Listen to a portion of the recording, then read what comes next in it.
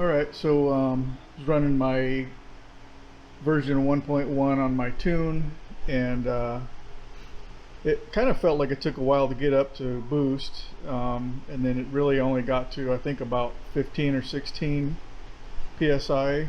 I'm sure the tuner was aiming closer to 19, but he recommended I look for a boost leak. So already I'm way ahead of my previous tuner. Didn't even give me any advice on what to do, just kind of bailed on me, so appreciate it.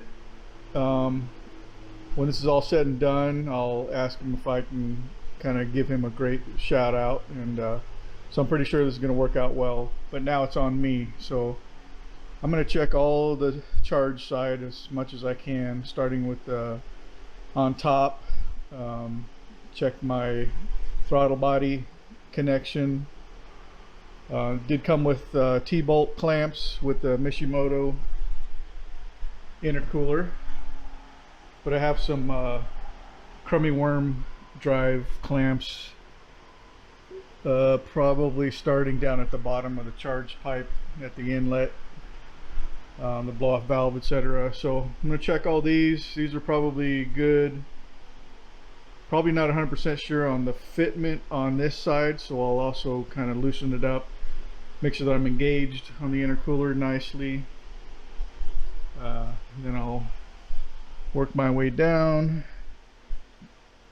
I don't know if you can see that, but created a whole new pipe with this Mishimoto. It kind of relocated the bypass valve. It has like a little dog leg tube, a couple worm drive holding the actual tube down to the inlet, another worm drive. Then I'm going to check my connections to the Grim Speed boost control solenoid, just make sure I have those in the right locations, and I'm probably throw some zip ties on those. Forgot to do that. Yeah, because that gets boost pressure. Whether it's not a big volume of air, but it's probably better to have some zip ties on that. I have a buddy at work that kind of helped push me in the right direction as well, so I love it. I just hope I get through this so I can keep going forward.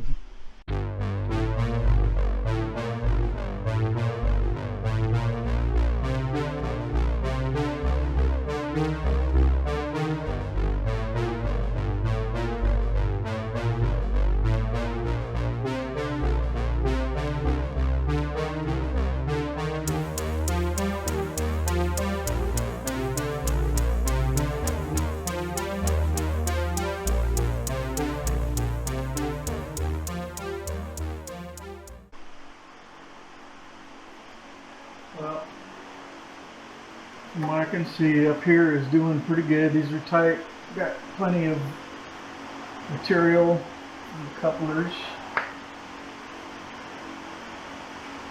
onto their mounting surfaces, so I'm pretty confident up here. Now I got to move down the charge pipe and see what's going on down there. See if I can find something. If I do find something, I hope it's something very simple. Get a new clamp, tighten the clamp. Not in the mood to be replacing the turbocharger, but I'm sure it'll be fixable.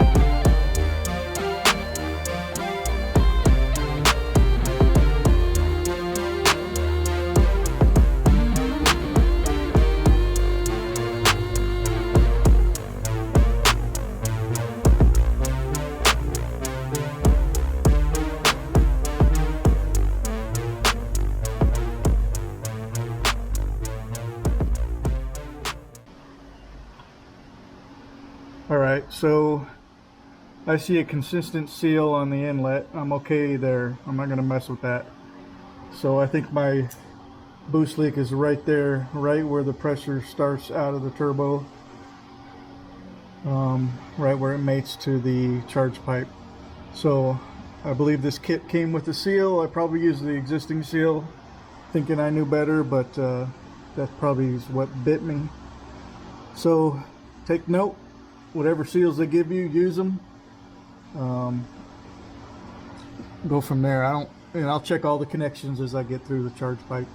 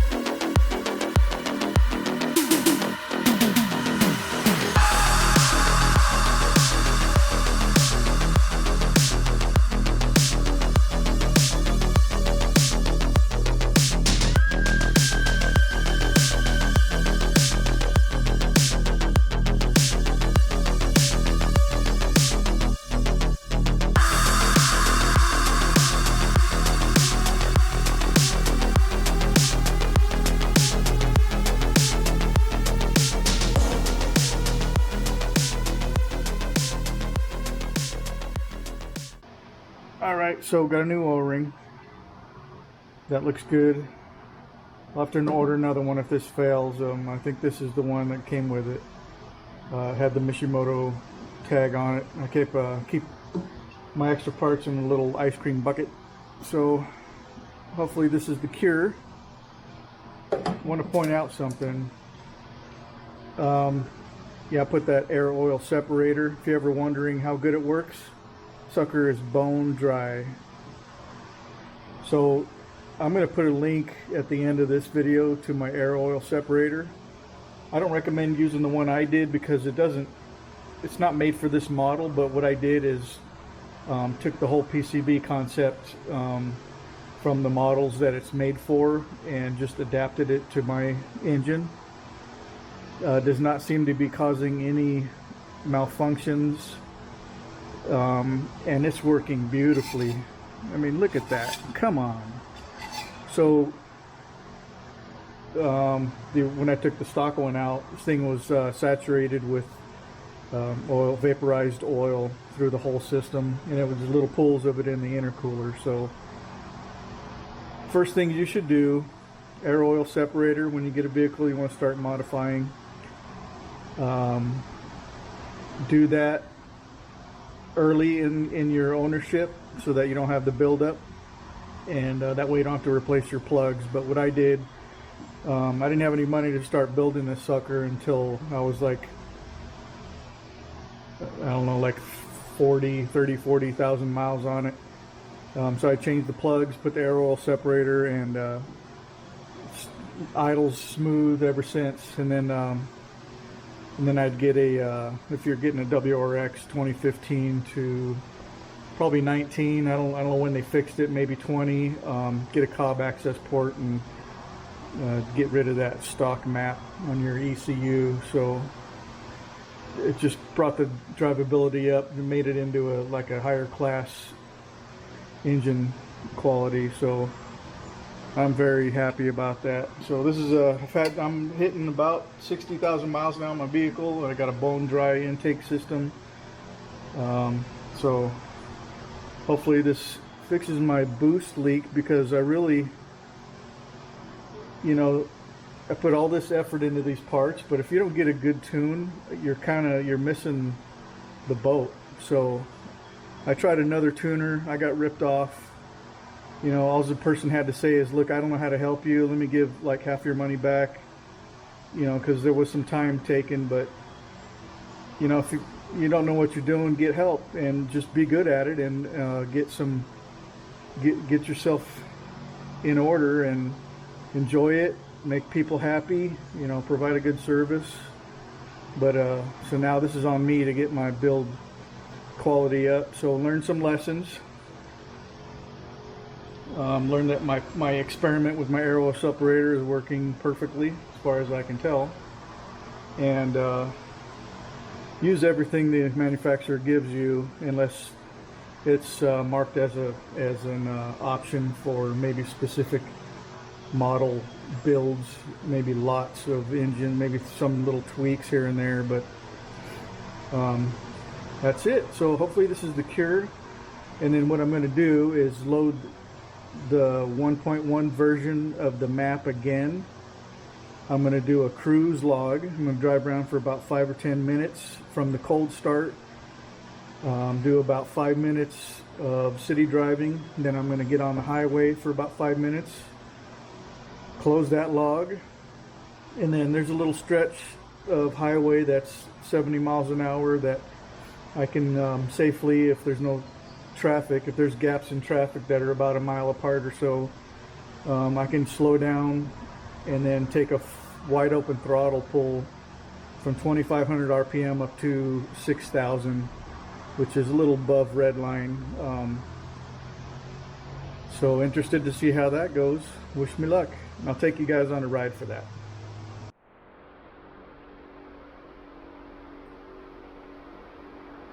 Alright, well hopefully you can see that.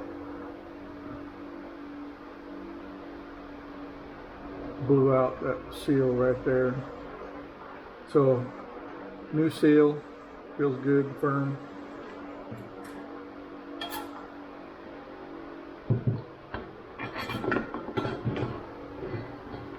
So, not only am I going to replace that, got some of this optimum max torque and high temperature gasket maker. What I'm going to do is run a little bead in there so that there's just enough to squeeze out just a bit, and then make sure I get some in this little cutout here, and then I'm going to let it sit for about an hour or so, follow the directions, attach it, torque it, and then going to let it sit for 24 hours, and then I'll load the map, test drive it tomorrow, see what I get. So there you go.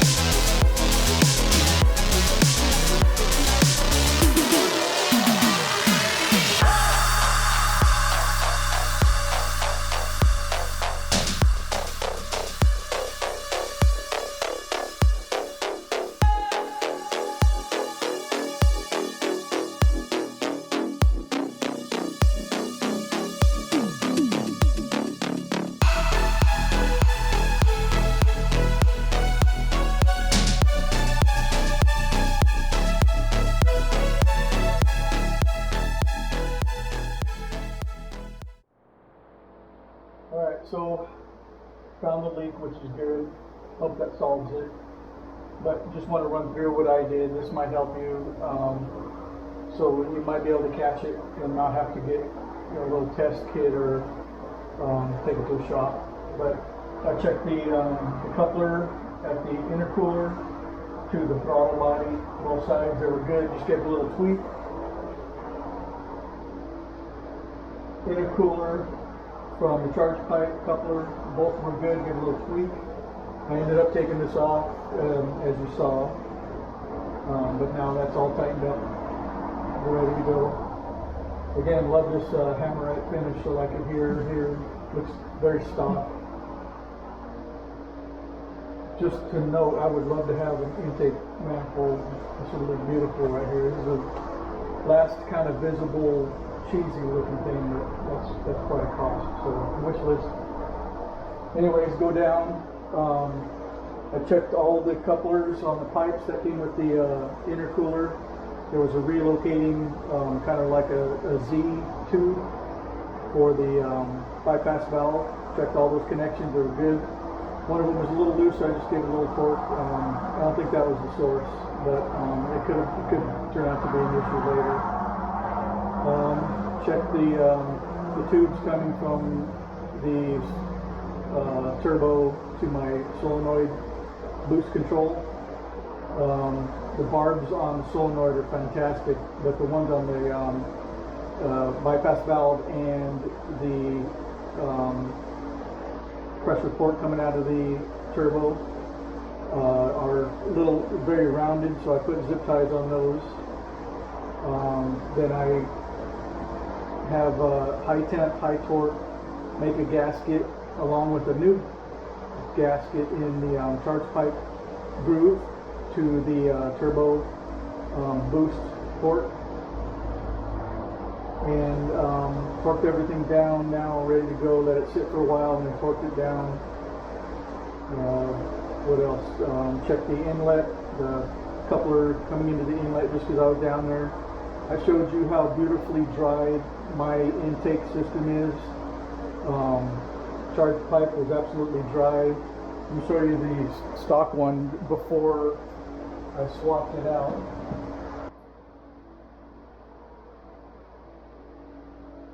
So this is the throttle body side, cool side of the intercooler, you could call it.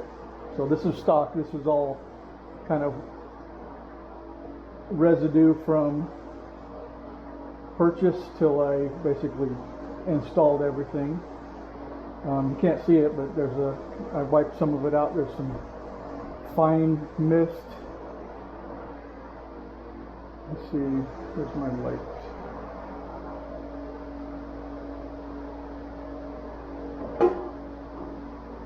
If you look in there, see that oil caked in there?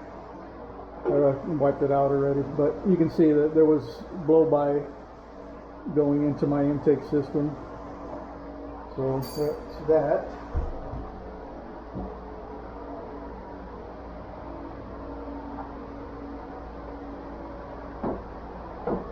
And there's the charge pipe.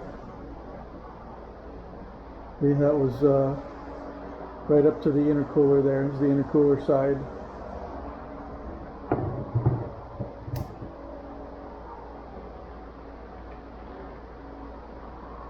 So basically all that is going into your intake system if you don't have an air oil separator. All the blow-by gets sucked in right up into your intake. So, and I showed you my post air oil separator tube, and it's just absolutely dry, clean. So that should speak for itself. So I think I found the issue.